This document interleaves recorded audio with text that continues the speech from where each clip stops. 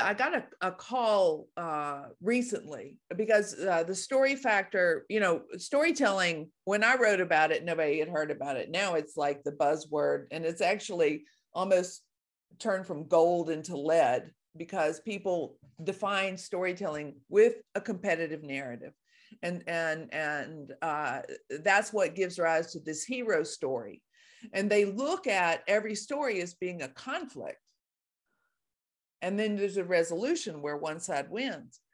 Paradox is what we're having to manage right now. And if you turn a paradox into a conflict, then what happens is that you will under repair or over repair.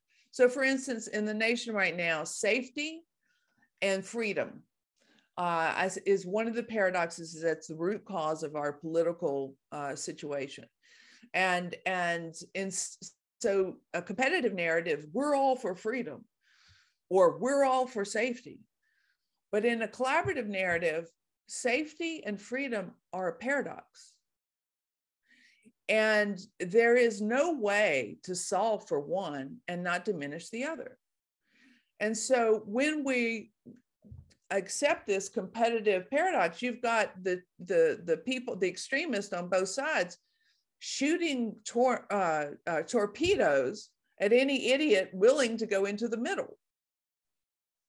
And yet it's the middle of both and that we can dial down, maybe dial down a little bit of safety to increase freedom, or after Texas, as far as I'm concerned, we need to dial down some of the freedom so that we have safety.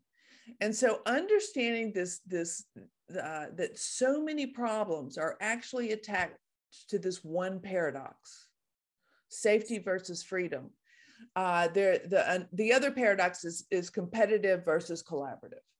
And it's not like we can all be, you know, hold hands and sing Kumbaya. If we solve for collaborative only, then you end up with, you know, bad actors and people abusing the system. If it's all competitive, then nobody's sharing information with anybody.